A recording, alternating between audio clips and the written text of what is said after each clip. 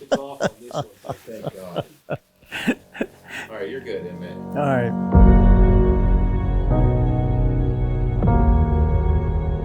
I had taken hides, antlers, and meat over the years, and never once did I think about actually reaching in my pocket and giving money back to helping deer.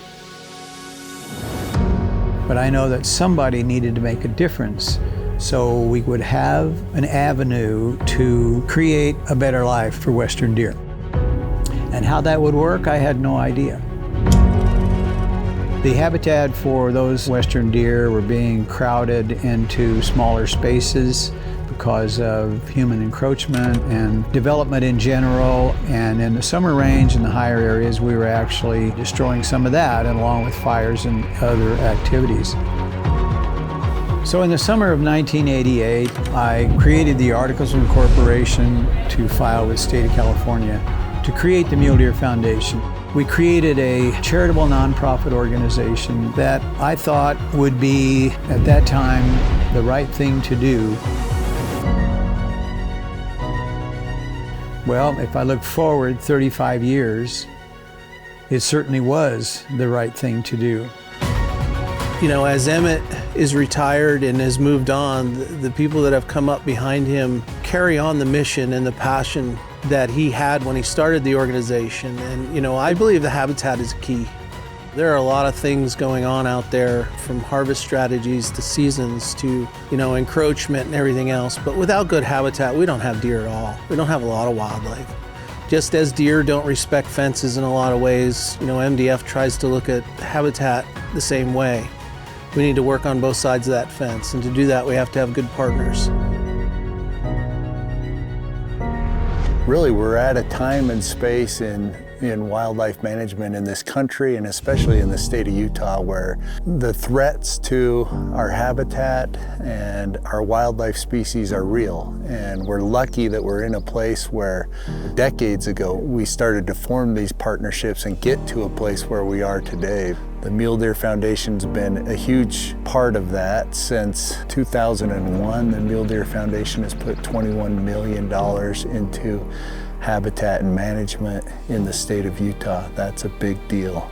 As I look at the work that we do, the Bureau of Land Management, to manage for healthy landscapes, resilient landscapes, and what the value that is, what resources we gain, I look to the Mule Deer Foundation and I find similar interests, similar attributes, right? The desire to help protect and create strong, resilient landscapes. Leupold and Stevens has always had conservation as a core value. It's important to this family-owned business here in Oregon. It's been in business for 117 years, and in all honesty, under my leadership, I think we've just tried to fuel it even more. Everything that we do, we're passionate about it, and so if under my leadership I can help that get fueled even more, then that's going to make me proud. Well, mule deer are a keystone species like sage grouse or some other species.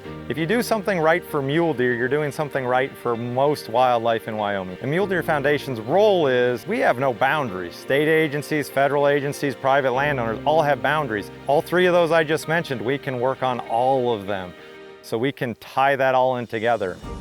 Dealing with 2,500 acres that can turn into 70,000 acres is a fairly big project, and it's been an awesome experience being able to work on that and see how much has changed on the landscape and how much it has benefited the mule deer, seeing more mule deer, opening up the ground so you can see for farther. It's opened my eyes to conservation because I had no idea what needed to be done to help. The passion of the members and the committee members and the volunteers, I think what drives them is they see we do what we say we're going to do. I have people taking pictures of guzzlers we've put in on the book cliffs in northeastern Utah and sending me photos of our guzzler with our project sign on it and saying, thank you, I'll be at your banquet in April. You know, I think that's cool. Perception has changed here in regard to the work that we're doing, primarily from a fire prevention or fire restoration point of view rather than a wildlife conservation point of view, because given the recent history of the catastrophic fires we have had, they are foremost in everyone's mind. We have been gaining some name recognition with folks that really are not our normal users. It has helped a lot having people know who we are. Probably the best success we're having at the Mule Deer Foundation is really, getting to what we called focused conservation approach. It's our Priority Herds and Landscapes initiative that allows us to partner with federal, state, and other partners to identify, prioritize, and then act upon those areas that need the help right now. Those places where the habitat has been affected and there's something we can do about it. In recent years, we've seen significant fires impact our western landscapes. As we go into work to do this fire restoration work, we've had to bring two things to the table: dollars and people. The dollars that we've been able to bring to the table are out there, but what we need and have continued to find partnerships with is the Mule Deer Foundation, who brings local community chapter members and other volunteers to the table to help us do plantings of sagebrush and other species. Being able to help lead MDF's team and MDF's partners and our planting team into planting over 1 million shrubs in southern Idaho in a very short period of time. That project was all focused on winter ranges that had been burned or greater sage-grouse priority habitats, and we were able to go into it, figure out how to do it well, get high survivability, and plant, 1 million shrubs. So why is habitat important for mule deer? Well, I can tell you what, in my lifetime, I've experienced things I never thought would happen, and watching how subdivisions come in and where mule deer used to roam, now there's housing developments. And I got to first-hand experience relocating urban deer that were coming down into these neighborhoods, and there was a lot of mortality with vehicles. They were trapping them and moving them. It really opened my eyes. Giving them safe travel corridors is so important.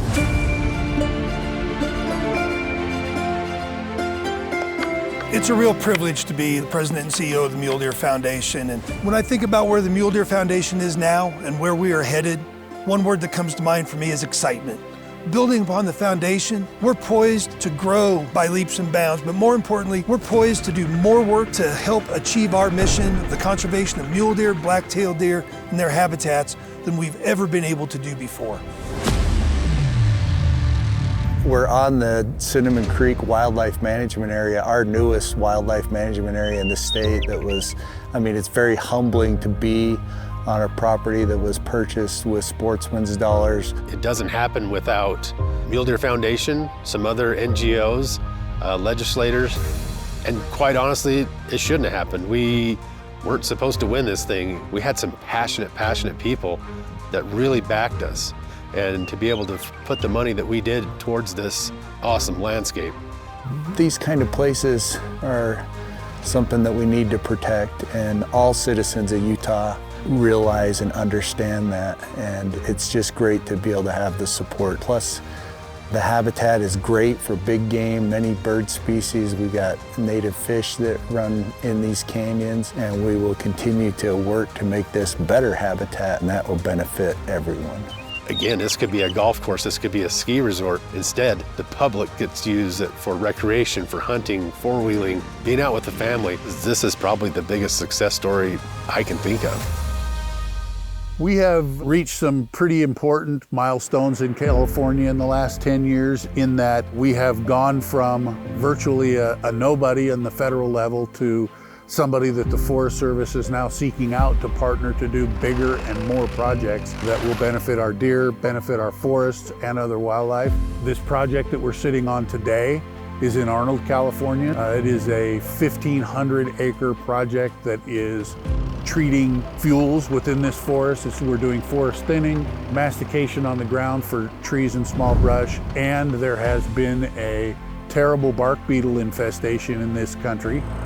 What they're doing now is masticating all of the small trees and brush in amongst all of this large timber. A lot of these dead beetle-killed trees have been hand fell, and then this little grappler is going around picking up the lengths of logs and putting them in the decks so that they'll be in a spot where they can be burned later, and this whole thing will be a whole lot more fire resilient in the future as a result.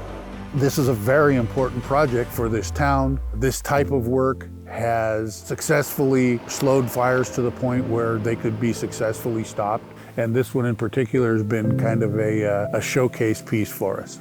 The forest is the mule deer's habitat. When I started working with the Mule Deer Foundation, I was put on a project in Burnt Beaver where beetle kill had just ravaged the area, and all the trees were on the ground. You couldn't walk more than 3 feet without having to jump over logs. And that's not conducive to good habitat for mule deer. The forest was unhealthy, and going through and thinning it and making it so the sun can see the ground, it betters the habitat for the mule deer while also bettering the habitat for other wildlife and for fire. We're masticating all these lodgepole, opening up these aspen stands to promote more aspen growth. It helps with fire because fire's carried through those lodgepoles a lot more than the aspen, and it opens it up for more grasses to grow on the ground. We're trying to amp up the work to get as many acres as we can done. We have some hand crews here working, thinning out these aspen stands behind us. You can hear the chainsaws in the distance. They've gone through and cut the trees, and now they've got their crews coming through and making the piles. Since I've been out here and working for 3 years, I've had some of the same people come out, and they're very happy with the product we're putting out. Conservation, it's a marathon, it's not a sprint. The work is so beneficial to the ecosystem here, and people see that. There's a variety of projects here in Wyoming going on. There's everything from fence removals, fence modifications, planting of shrubs. From aspen treatments, we have a lot of water development stuff going on. We have some beaver dam analogs that we're going to be funding, some willow treatments, sort of a vast array of stuff. And in Wyoming, we try to do things at a landscape level, so even if our project is small, it has to have a big effect on the landscape, because otherwise we're just throwing money at nothing. Our partnership with the Mule Deer Foundation led us to a study on black-tailed deer. And I was really impressed that the Mule Deer Foundation was able to take a leadership role, bring together really biologists from all over the Western United States, from states that don't have any black-tailed deer, but are passionate about mule deer. To be able to bring them together and create a forum where we can study, discuss, and then eventually make plans on how we improve habitat for black-tailed deer is absolutely critical to what we care about here in Oregon and in Washington too, where we've got a significant black-tailed deer population, but we know we need to protect it. The Mule Deer Foundation was able to sign a couple of new agreements with the U.S. Forest Service and the BLM. Earlier in 2023, Director Tracy Stone Manning of the Bureau of Land Management announced that $5 million would be directed to the Mule Deer Foundation to help them help us in return for ensuring that we have a solid future for mule deer. The resources that Mule Deer Foundation has brought to the table, continues to bring to the table, have really made a positive difference. On the U.S. Forest Service side, these national agreements are often referred to as Keystone Agreements. There are 7 Keystone partners. We're the first to step up to the plate with the Forest Service to try to implement billions of dollars that was given by Congress to the agencies. And so this was a real game changer for MDF. We're talking a $60 million commitment from the U.S. Forest Service. These Keystone Agreements have allowed us to think at the landscape level, think bigger, add more partners, help change the way of doing business out in the mule deer range and the black-tailed deer range so that we can quit the random acts of conservation and the postage stamp approach to what we can do. It gives us the resources to work at a scale that we can make difference and help those herds and those landscapes and those habitats that need it the most.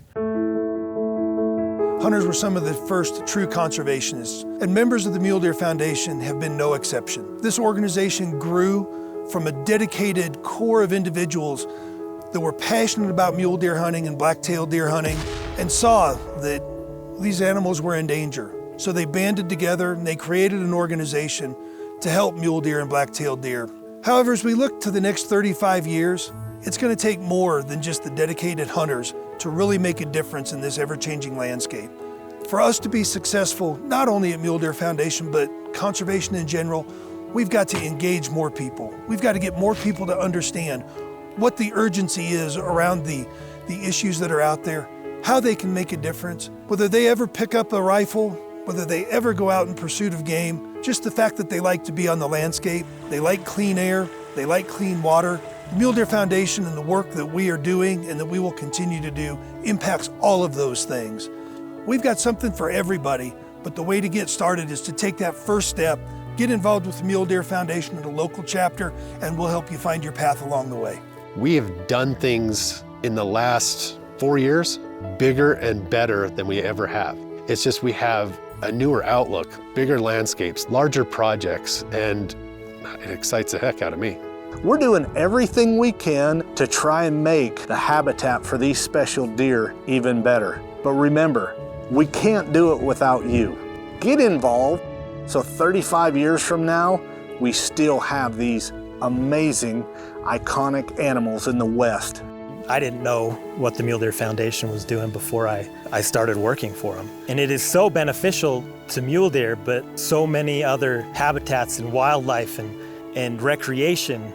People need to know the good that can be done out here. I often say we need to figure out where we have to lead, where we have to follow, and sometimes where we have to get out of the way. Conservation should not be a competition. We encourage you to support all the groups you believe in. We hope MDF is one of them. We need to all be in the same boat, rowing in the same direction so that we can get to the far shore. So let's go. 26, now to navigate 26.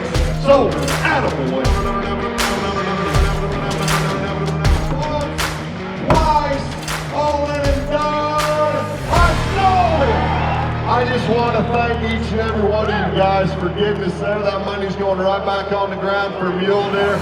Thank you so much, everybody. Thank you. I hope that other companies understand the impact that they can have when they support an organization like the Mule Deer Foundation. You want to support some organization that is going to roll up its sleeves and get after it and get busy. And the Mule Deer Foundation does that.